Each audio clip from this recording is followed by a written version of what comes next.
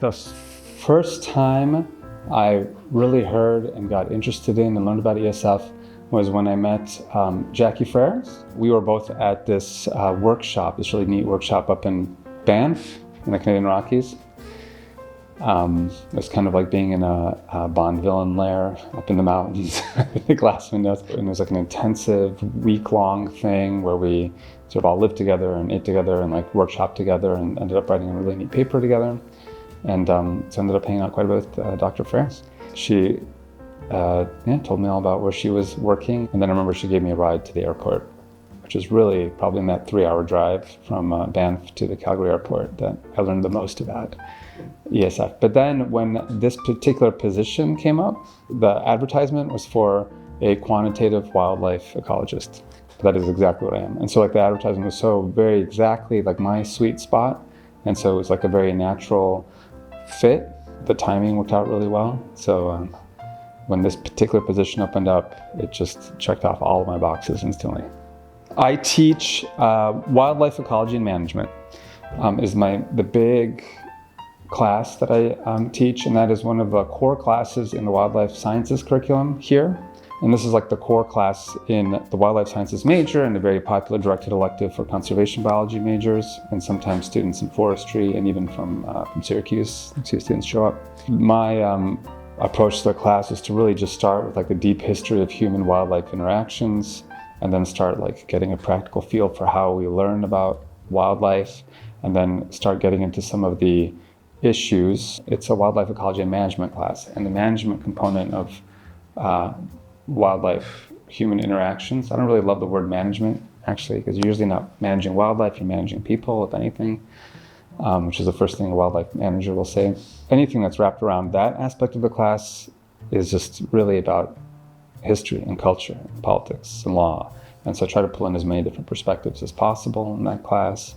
And I try to pull these guest lecturers from different cultures, different countries, get some Indigenous perspectives in there. I think those are very important. The other class that I teach is called Population Ecology and Management. I think they slipped the word management in that word too. And that is a class primarily for conservation biology majors. And I co-teach that with Professor Josh Drew. Population ecology, it's really about the dynamics of populations and what controls them and regulates them. And a lot of that is modeling. You know, I get to pull in things that I really enjoy a lot, which is to math and stats, and how to incorporate that language to like give us insights into these kind of exciting dynamic processes. I am the PI, principal investigator, on a large project.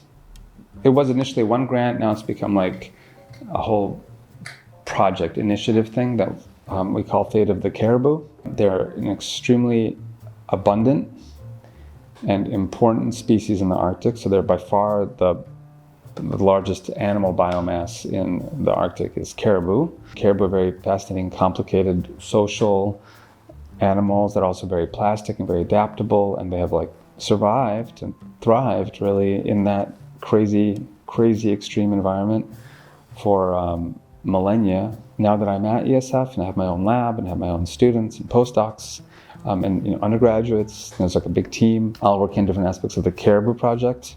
That's just completely, exploded what we've been able to do. One of the takeaways I hope students come out with from my class is that there are no like human spaces and wildlife spaces, right? Wildlife is everywhere, and humans have touched every place, right? So we're all in this together, we're all affect each other. Whatever the word for like an extremely pleasant shock to like teach here to like a whole body of undergraduates, big class, where people really seemed to want to understand concepts. And I'm here at ESF, where like the students, any one of these students in my classes can like rattle off more species of bird, amphibian, reptile, small mammal than I would ever hope to, So like I'm also dealing with that situation with the kid. They are really passionate about what they know. So for all those reasons, it's been a real treat, but also a little bit humbling to be teaching at an institution like ESF.